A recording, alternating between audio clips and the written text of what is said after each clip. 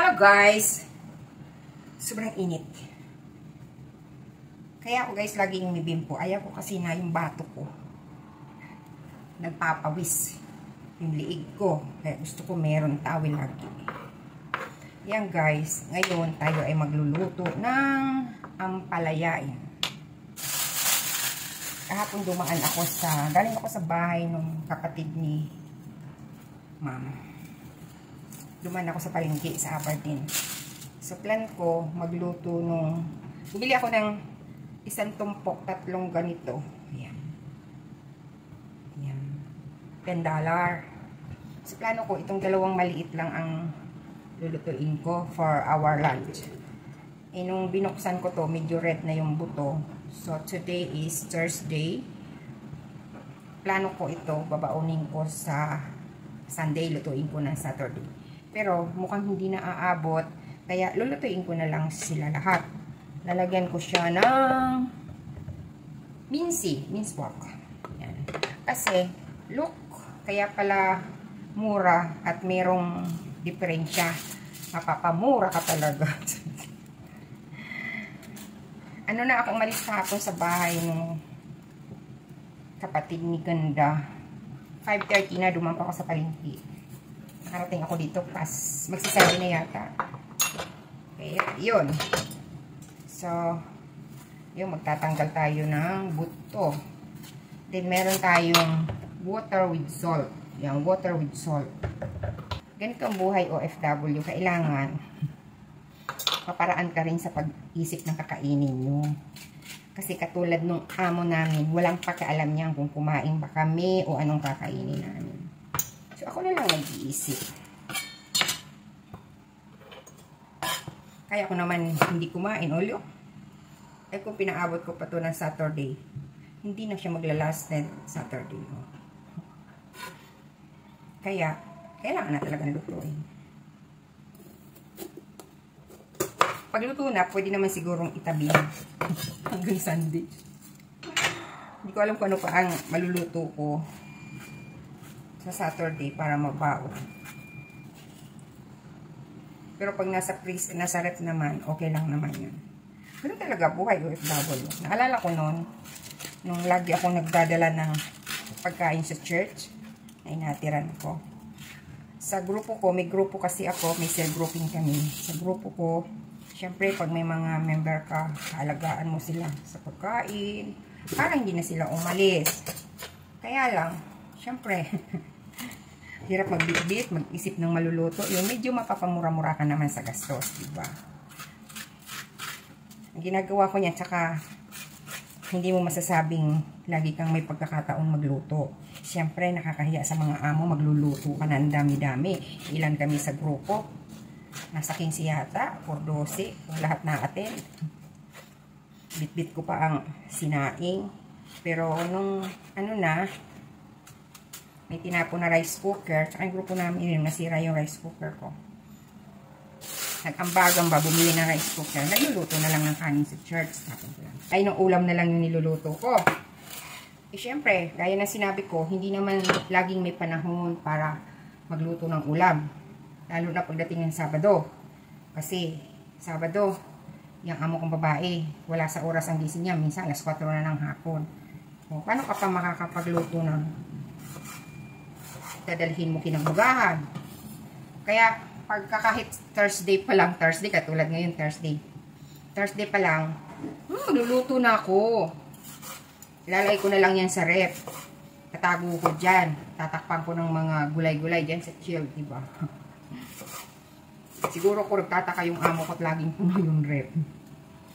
So, ganun din ang gagawin ko. Tatago ko rin dyan. Wala pa nga ako maisip na i-partner dyan. Siyempre, dapat may prito. Eh, hindi ko alam kung magmamarket kami bukas. Bukas is Friday. So, hindi ko alam kung magmamarket kami. Pag nagmarket kami ni Sir, bibili ako ng isda pang prito. Diba? Partner sila. Mura kasi dun sa pinupuntahan namin ng amo ko na market. Medyo malayo-layo nga lang. Kaya kailangan doon may sasakyan. Mura. Saka nakita nyo naman, ang hirap mag-market ng walang sasakyan. Nasanay na kasi ako na lagi kong kasama si sir na kahit sa pag-budget, wala akong pinoproblema. Basta turo ko ng turo ng mga bibilhin, dampot ng dampot, bahala ka dyan, magbayad. Kahit di naman siya sa isdaan, Diyos ko, libo-libo binabayaran niya sa karnihan. O, diba?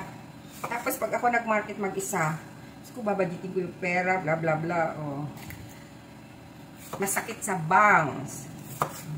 Mag-budget ng pera.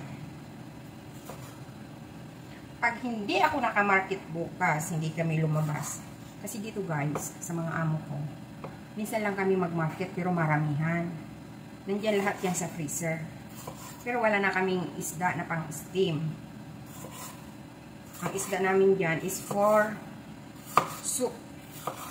Yung bisugo, pinilian ko na ng medyo malaki. Ang natira dyan yung maliliit, pang soup yun. Okay lang yung maliliit kasi dinudurog naman yun eh. Kaya pagka hindi kami naka-market bukas, so ibig sabihin, wala akong maipapartner dito na prito. Meron dyan maling si amo, pakikialaman ko na naman. Ganun yun. Hello guys, nagkatalumpati ako dito. Ni, lutuin ko na kasi alam mo, pabulok na yung isa. Dalawa lang sana lutuin ko. Kaya pala mura eh, yung pala 10, tatlo. Nandun yun, oh, pulang-pula na. Ito, pula na. Eh kung sa Saturday pa to, walay na, hindi na aabot. Mulok na. Mulok na, molok. Kaya dinagdagan ko yung minsi ko. Magtabi na lang ng niluto. Aabot naman yun. Pagka maulan naman, eh, di kainin natin sa Sunday. Hindi talaga mintubi na magkita kami ni Butbut. Napuyot na kami.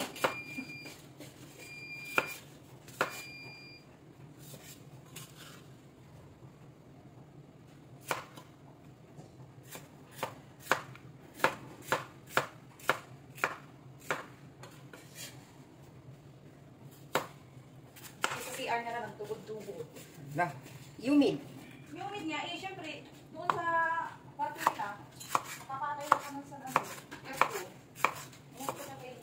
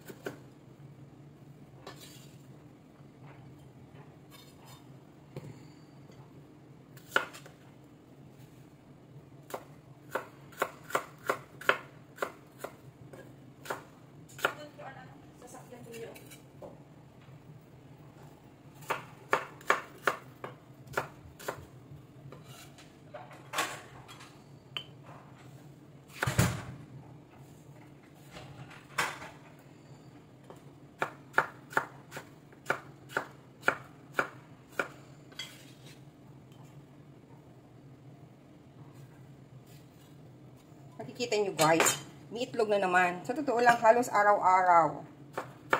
Kumakain kami dito itlog. Araw-araw talaga yun. May itlog. Kaya ang bilis ng itlog dito sa amin.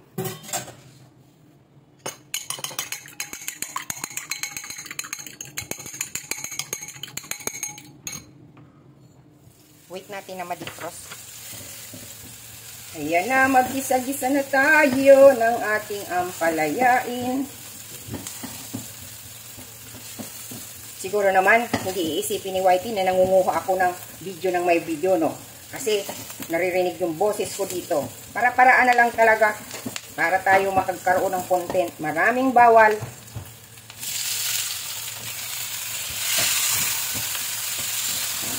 So, ito lang guys ang aming pagkain ngayon. Saka bahaw.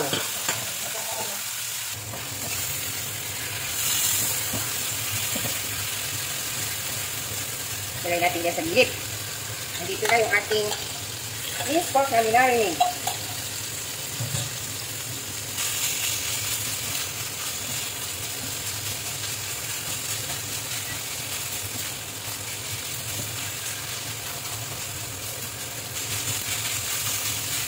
Kasi guys, ako ang nag-chop-chop yan. Kung bibili kami ng pang minced pork, humihingi talaga ako ng taba na haluan ko.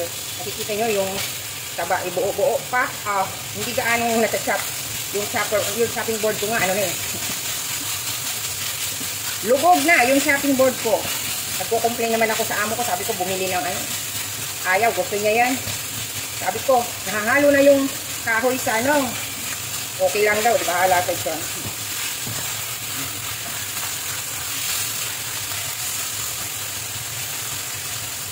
Ang dami kong sahog.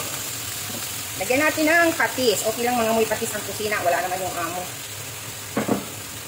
Lagyan natin ng paminta. Lagyan natin ng kunting sugar. Oh.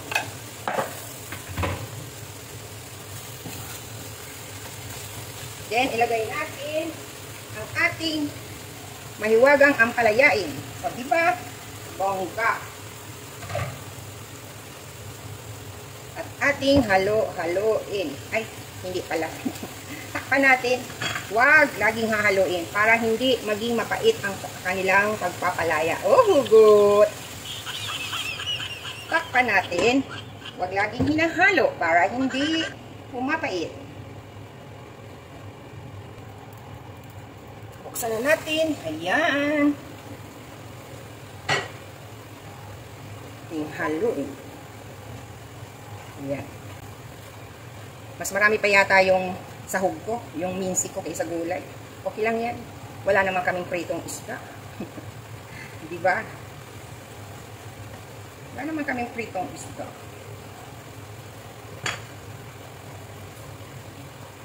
Takpan natin ulit.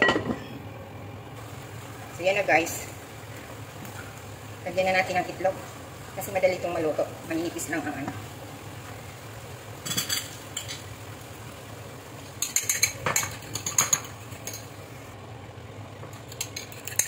Pasensyahan nyo lang kung nakikita nyo may sabaw-sabaw. Kasi yung kasama natin, mahilig sa sabaw.